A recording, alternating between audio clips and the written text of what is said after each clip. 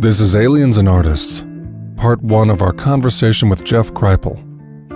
Jeff is an author of many books and holds the J. Newton Razor Chair in Philosophy and Religious Thought at Rice University. We begin with his anomalous experience in Calcutta many years ago. First of all, I'm not particularly gifted in these realms, as I often say. I talk to a lot of gifted mutants, as it were, and I mean, they're wild. They're like radioactive. I'm not, but I did have kind of one what I'd call mind-blowing experience, and it was back in Calcutta in November of 1989. You know about it, you've read about it, but I can just repeat it for the listeners. I was in Calcutta working on my dissertation, or what would become my dissertation, called Kali's Child, which was on basically the tantric worldview of Sri Ramakrishna. And I was living in Calcutta, and Durga Puja had already happened, which is this major festival, and Kali Puja was happening, which is sort of the second major festival of West Bengal. And it's this gorgeous, oh my God, it's just, hundreds or thousands of these what are called pandals, or temporary temples, are set up all over the city. And I had been visiting them, and these incredible statues with makeup and dress, and essentially the image is Kali standing astride her husband Shiva, and Shiva is portrayed as asleep or in meditation, or he's dead. I mean, it depends on your interpretation. And she's this kind of wild, long-tongued, erotic being standing on him, or she's portrayed as a kind of motherly, gentle figure. She has two basic forms. So I had been absorbed in this culture for years, actually, and was living there. And I'd also been quite sick, by the way, as Westerners often get sick in India. And I think I was mostly recovered, but during Kali Puja, I woke up one early morning, but my body didn't. My body was paralyzed, and I was sort of, conscious of this. And while I was conscious, this energy, this incredible, erotic, but terrifying energy sort of came out of me or entered me and started to do things to my body in ways that I was not in control of. And I thought I was being electrocuted. That was sort of my first thought. That's how strong it was. And then I thought I was dying, because it was not subtle. And at some point, these energies just sort of imploded into my heart region, as if I were having a heart attack, say. And as it happened, I floated out, kind of that classic out-of-body or near-death experience, and floated up to this, what felt like a magnet, sort of pulling me out of my body. And, I, of course, don't really know what all happened, but I essentially climbed back into my body and got my muscles back and sat up in bed. And I was just like, holy fucking God, that was intense. And it felt like, this is a later language, Stuart. Remember, it's 1989, but it felt like, looking back on it, like a massive download, but a download that I couldn't process. I had no context for whatever it was that downloaded into me.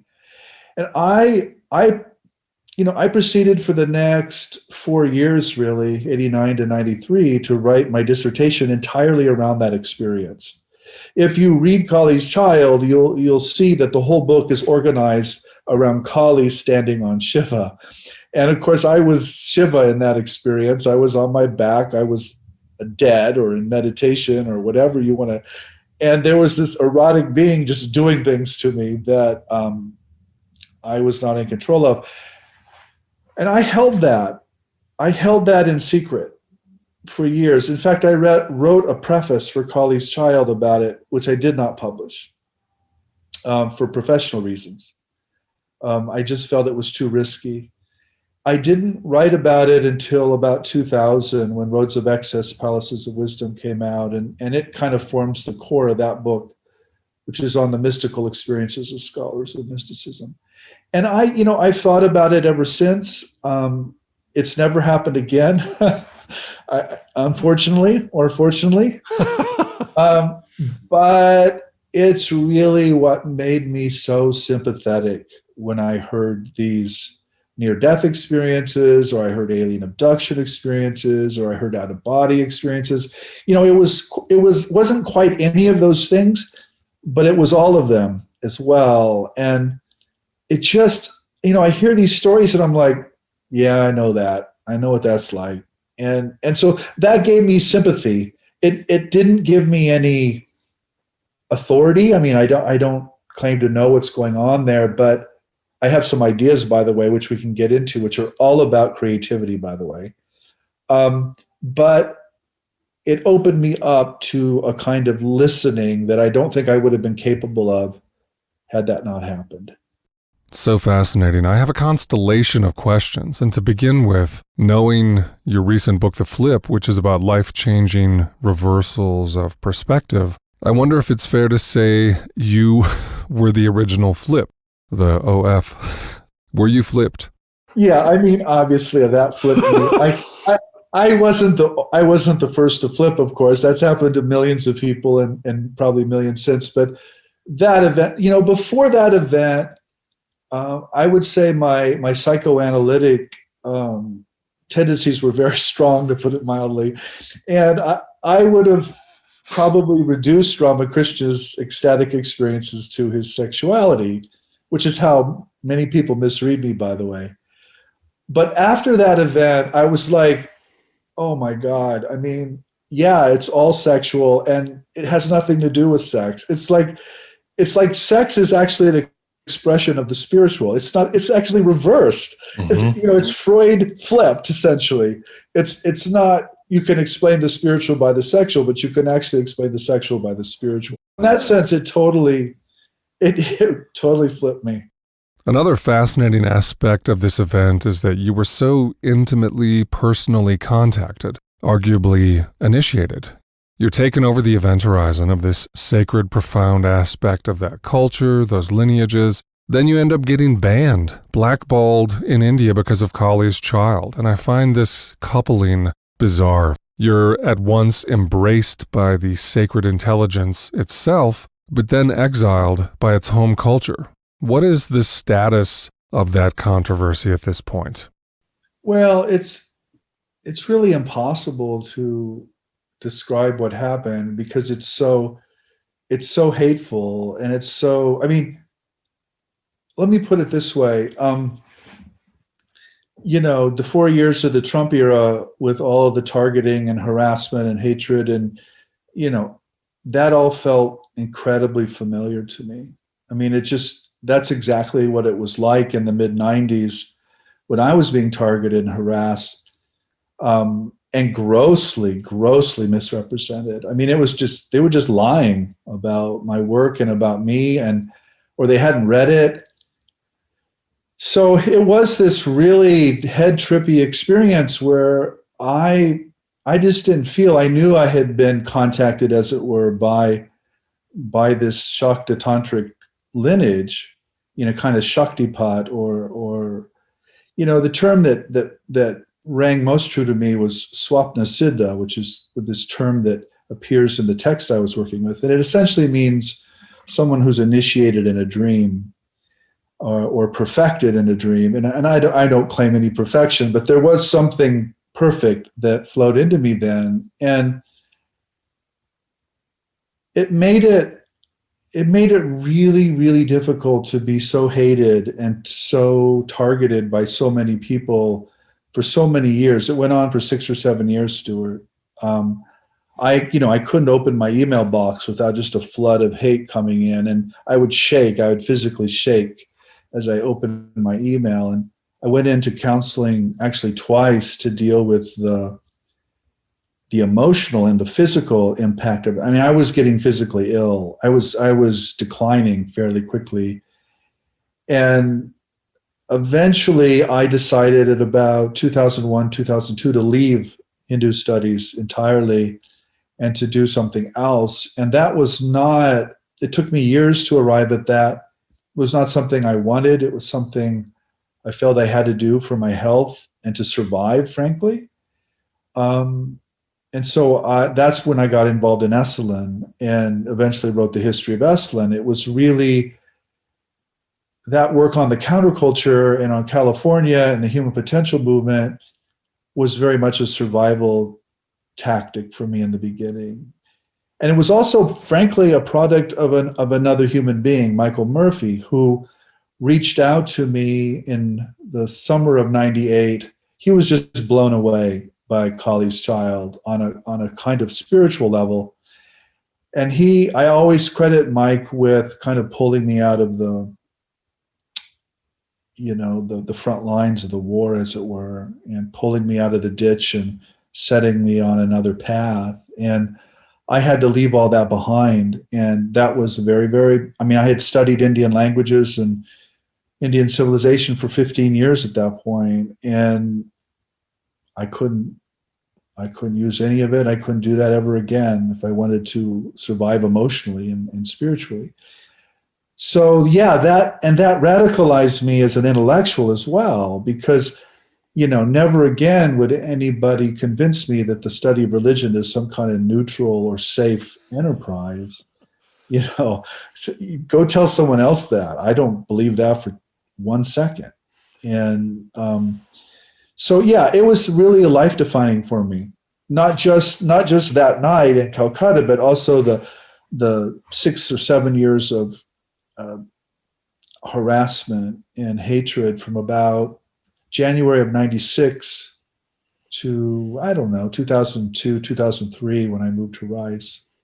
When I consider this life experience you had, not only the original event, but years of harassment and poison, I wonder if you feel like Kali, the divine energy, to paraphrase someone, although I can't recall who said this, but the quote is, "The divine is not a Boy Scout." I don't remember who said that. Maybe McKenna? But the point being, do you feel that the exalted and the debased, did it all come as one inextricably bound package? No, I think that's fair, Stuart, and I think that's correct. One of the things you realize when you get on the ground now in India and look at something like Shakta Tantra, you realize that the books on Tantra don't quite prepare you for what you encounter. And what you encounter is like pure transgression and heterodoxy and real a kind of counter culture in India that's very serious and can be very dark, by the way, and can be very, well, it's deadly to the animals for sure that are sacrificed. But it's you realize how transgressive it is. And so all of the later stuff that happened to me, first of all, I was in the US and I'm a privileged, Western white intellectual. So I'm not claiming any kind of, horrible suffering here, but it did make sense to me as an extension of the transgression of the tradition. And I've always felt, I still feel this way, and I'm sure we'll talk about this more. I've always felt that when a human being accesses the sacred, it isn't going to fit into whatever moralities or whatever cultural frames are active at the moment. It's simply not moral, and it's simply not social. And it can be contained and reduced into the moral or the social, but it's not that. It overflows and it exhausts that. And so I felt like I had very much experienced that. And so the voice in the book was excessive and was also ecstatic and was also transgressive.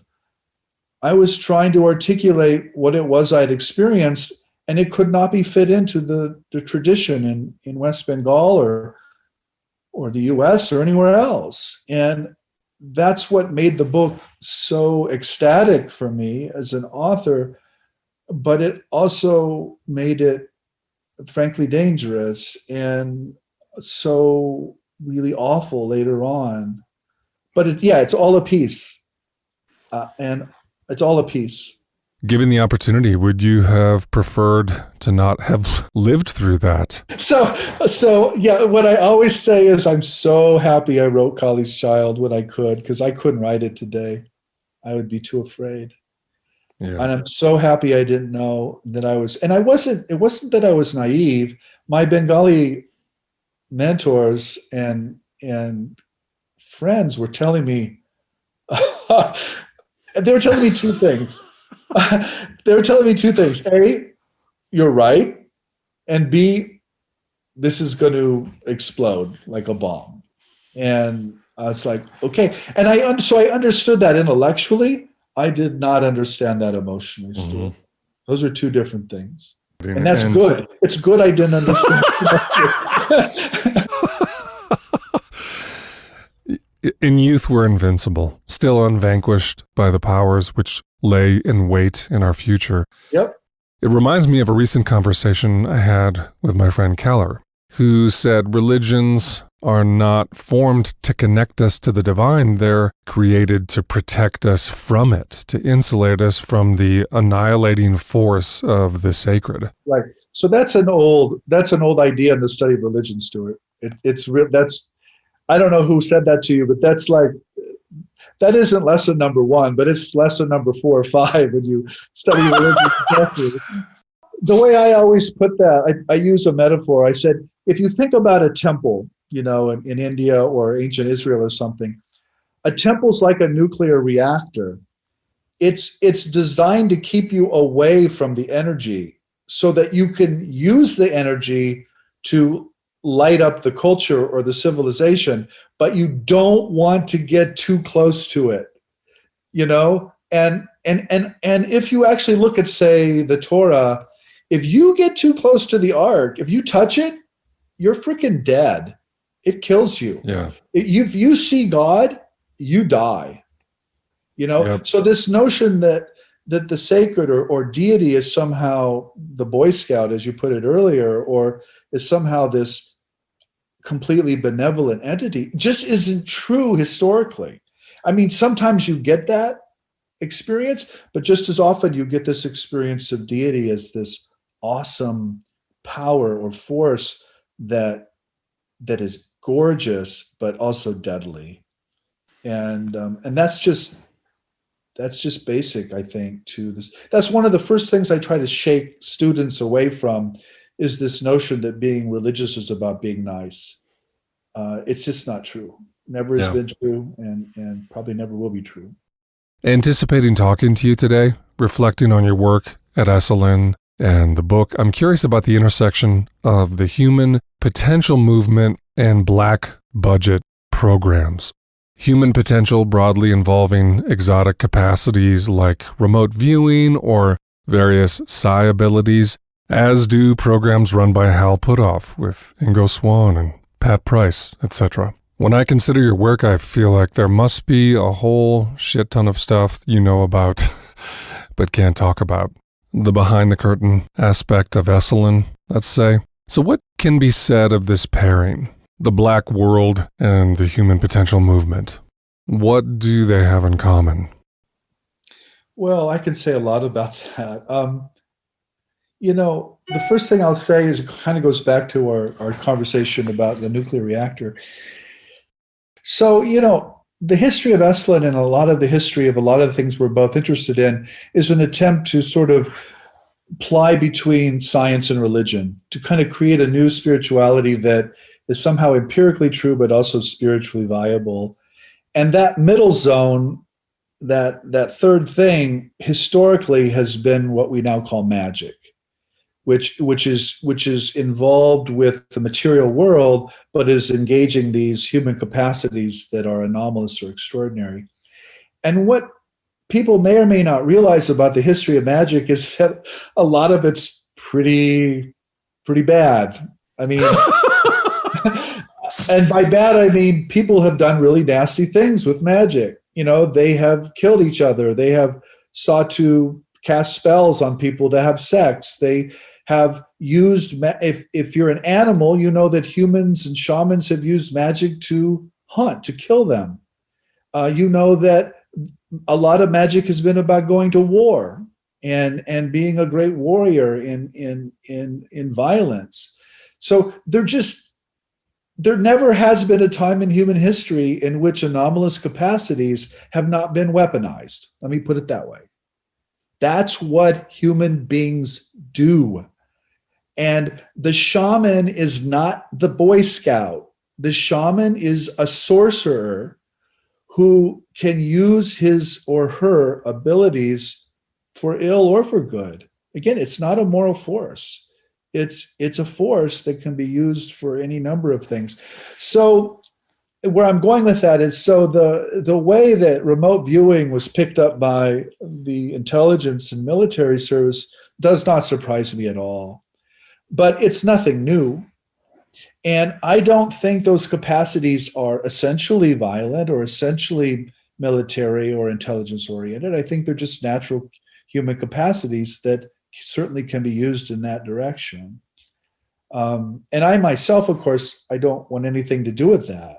I have my own morality and my own humanity, but I just think it's naive to think that that isn't the case sometimes.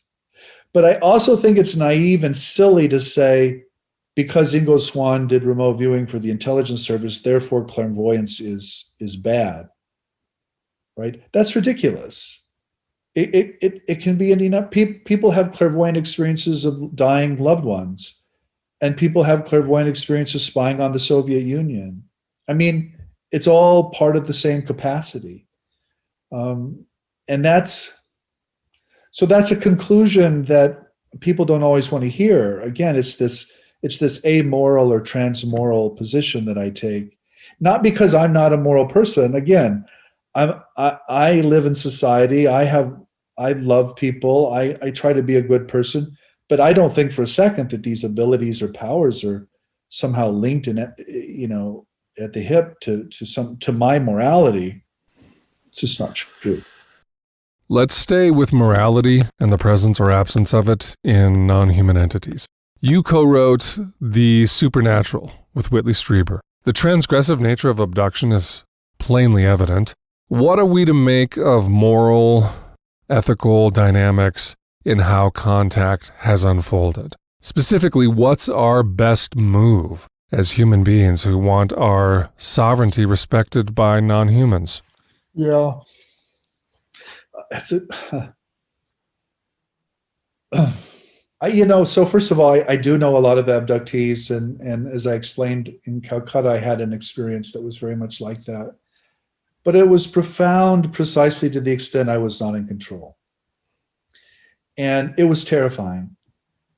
And I thought I was dying. And you know what? I might have been dying. I told that story once to a class, and there was a cardiologist in the class, and he came up to me afterwards. He said, what you were having was a blankety blank blank, and he gave me the technical medical term for it. Basically a minor heart attack with no effects. And I was like, you know what? That sounds exactly right. But that doesn't say anything about the spiritual component. It just gives me the physiological. So anyway, okay. Why am I saying that? Because I really truly believe, first of all, that we're essentially containers. Stuart and Jeff are basically body brains that create a kind of spacesuit called the ego, called Stuart Davis or Jeff Kripal. And this allows us to float around in space called Earth and to exist in this society. But that when we have these encounters, there are holes being punctured in our spacesuit, or we're taking the helmet off and we're encountering other dimensions and other forms of life. And these aren't always nice. And I see no reason why they should be. So, for example, I happen to have we have a dog, a pet dog named Delilah. I mean, just look what we do to animals. Look. I mean, at some point, I really worry about the day I have to take Delilah into the veterinarian and put her down because she's suffering. I will be completely crushed, and she will not understand why I'm doing that. I eat animals almost every day. Those cows and those pigs and those chickens, those creatures, those fish, they have no idea why this creature is killing them by the bazillions. I'm sitting here right now and I am murdering bazillions of little living creatures inside my body just so I can sit upright and talk to you.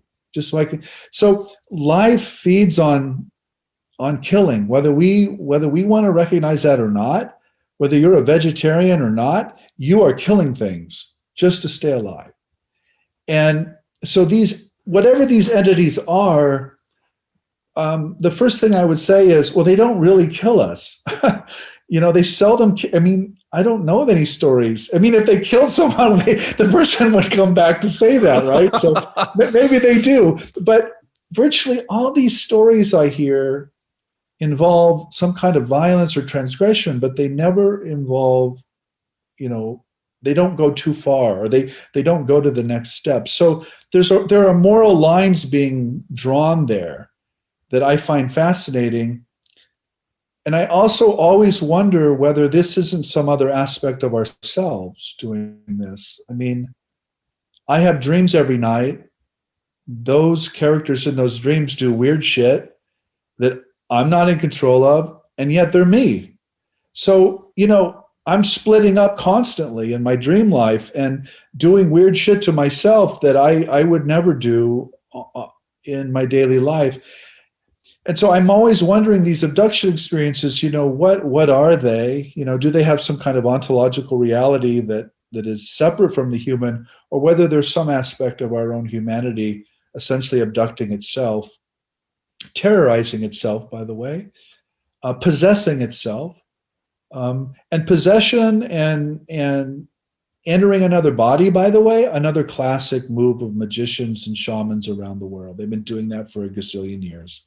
So again, these all look really familiar to me. And so to answer your question, what should we be doing? I think we should be questioning, frankly, how sovereign we really are, and whether we really want to hang on to this ego. These things are only immoral vis-a-vis an ego, right? I'm not so sure they're immoral without an ego.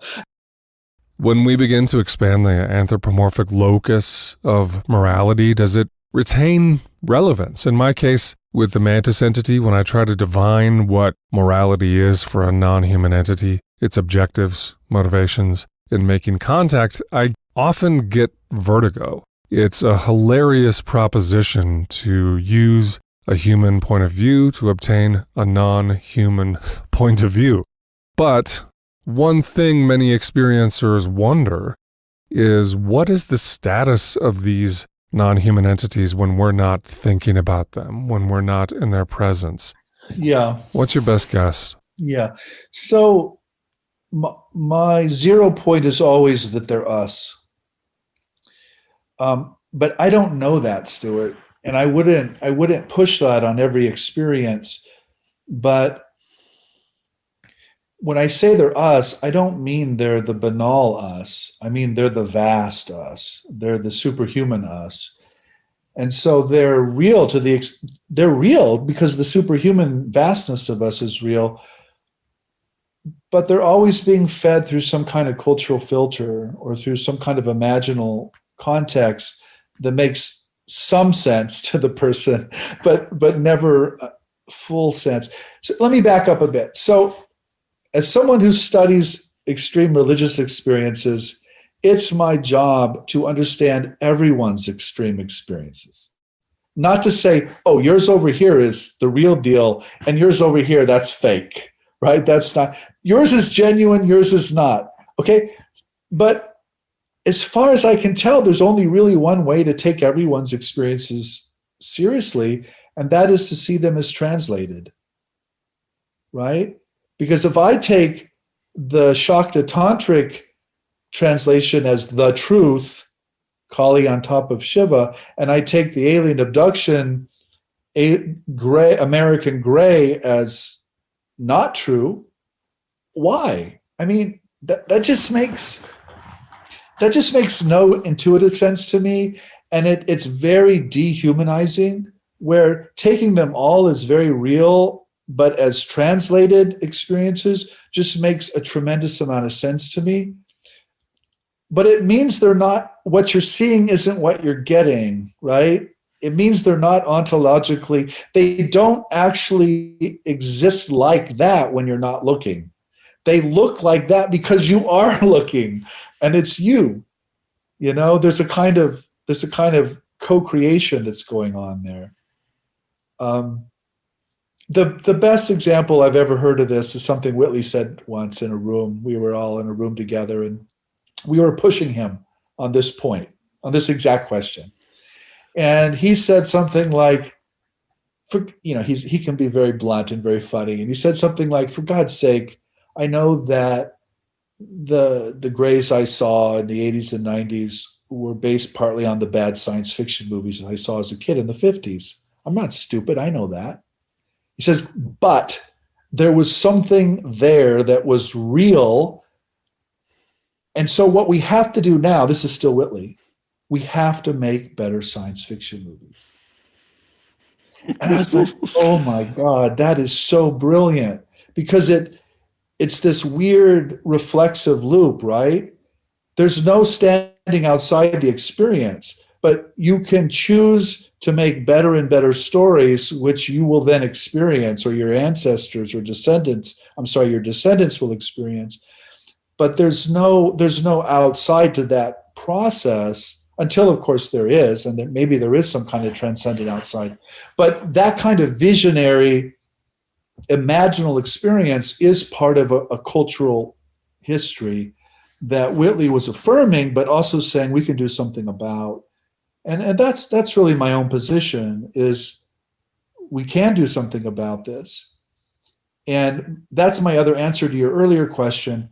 When people ask me what to do with this or that anomalous experience, my answer is always the same. Listen. Assume that these are happening to you for a reason, and that something is trying to communicate with you. And you need to take it seriously, but not literally. And you need to tell your own story now. You need to derive meaning from that experience. That's what it's calling you to do. And it's not going to give you the meaning. It's not going to fall down off the mountain. The tablets that Moses brought down never happened, I assure you. I assure you that man saw something really funky with the burning bush, and you eventually get the text or the Torah, but that's not what he brought down off the mountain. He brought down some mind-blowing encounter experience. And I think that's what these things are for. I think they want our attention, and they want our interpretation, and in your sense, they want our art, Stuart. Not just for the hell of it, but they want to take on cultural form, and they want to impact our generations. Yeah, that's a great inflection point. Let's talk about misunderstanding the imaginal, the confusion and conflation that can occur between imaginary and imaginal. What you've shared suggests the capacity of the imaginal to evolve, develop. Whitley Strieber saying we need better science fiction if we want to have better non-human entity interactions. We need to participate in the shaping of the imaginal. I guess we want our descendants to inherit an upgraded, anomalous realm. So I have two different things to say. One's an example and one's on the imaginal itself. Let me start with the example. So I think the finest alien movie ever made after Close Encounters was Arrival. But I have a very specific reason for saying that. If you've seen the movie, so I think the entire UFO mythology of Hollywood is a Cold War narrative about foreigners invading American airspace and doing bad things. It's all Cold War. It's all violent. It's all about invasion, and it's all, frankly, bad. What Arrival did was it acknowledged that Cold War history. If you saw the movie, the military is stationed just below the object, but the military actually doesn't do anything. it stands back. And it's the female humanist, linguist, interpreter who figures out that why the aliens are there isn't to invade us, but to communicate with us. And she figures out this beautiful circular language that looks a lot like a Zen, emptiness symbol. And she figures out that time is circular and that they think and they communicate in a completely temporally different way. And so the movie is all about opening oneself up. She takes her suit off, if you remember the movie, and she physically exposes herself emotionally and physically to this alien presence, and she communicates with them. And that's essentially what I'm trying to argue. That's what I think we're being asked to do, is to communicate and translate these presences and not to fight them as if they were invading forces. That's dangerous in my view, because then we just end up demonizing them. And unfortunately, again, historically, that's what human cultures have done for millennia. They have demonized these presences. They've literally turned them into demons. And when you demonize something, guess what it becomes? A demon. So I think we have this ability. Okay, so imaginal. So the imaginal is a very, very important word for me. Most of my colleagues, and certainly most readers, associate it with a French Islamicist named Henri Corbin, who was working on essentially Iranian Ismaili and, not Ismaili, really Shia Sufism. And for him, the imaginal was this middle realm, this mundus imaginalis, this middle world in which things like resurrection and vision and angels appear. But what people don't realize is that Corbin did not coin that term. He borrowed it from an earlier tradition of psychical researchers. And it goes back to Frederick Meyers in London, of all people, who was a classicist. And Meyers borrowed it from entomology. The imaginal is the imago. It's the adult form of the insect that the larval form will mature into. So for Meyers, the imaginal referred to these capacities of the human being that were evolutionary buds of our wormy, caterpillarly-like selves evolving into this beautiful butterfly that would someday fly off the leaf and fly into the wind. So for Meyers, the imaginal, things like telepathy and precognition and clairvoyance, were precisely what we were evolving toward. They were the imago. They were the perfect insect. And at present, we were just like munching caterpillars on the leaves, talking to one another, saying, one of us says, "Hey, I think we have wings inside us." And the other caterpillar says, "That's the dumbest ass thing I've ever heard. Just go back to munching on the leaf or whatever." But eventually, of course, the caterpillars cocoon themselves and turn into mush and come out as these weird butterflies, And so that's what the imaginal originally meant, and that's certainly what I mean by it. I mean these anomalous capacities that are always translating, always throwing up movies, but are moving us and evolving us to something else. Be sure to catch part 2 of our conversation with Jeffrey Kripal. For more on Jeff, check the show notes.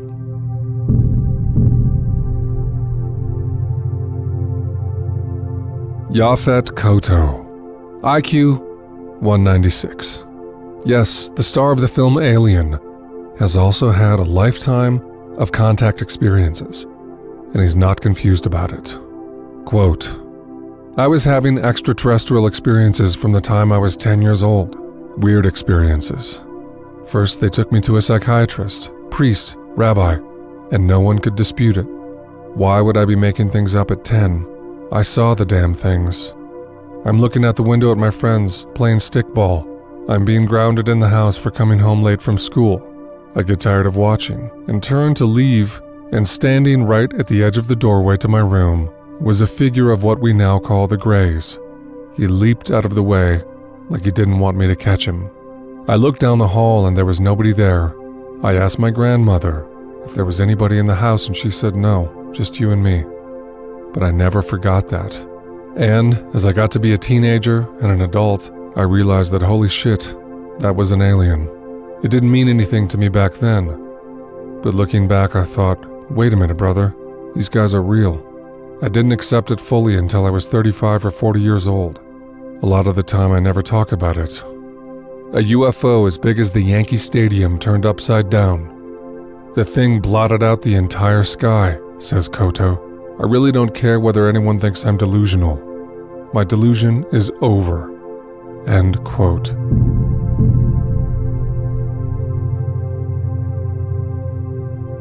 Aliens and Artists is brought to you by the Liminal Muse, offering one-on-one work with me, Stuart Davis. Sessions include transpersonal hypnotherapy, anomalous experiences, and creativity as a spiritual path.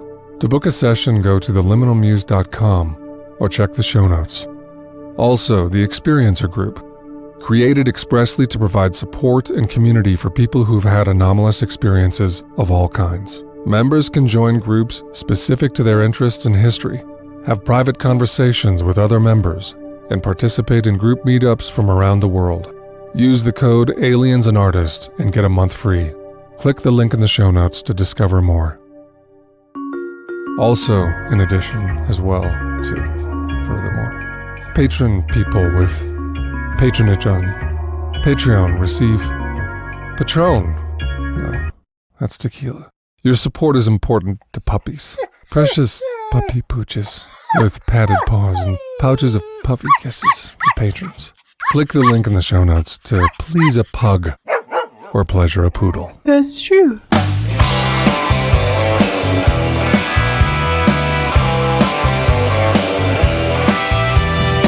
It's my job to sit and stare. That's why I'm so aware. When you look at cows for 20 years, sometimes the look gets weird. They stare at me and I stare at them. The cows and I just kind of blend. They say I'm how the West was won. That's a goddamn myth. The West is what I want with.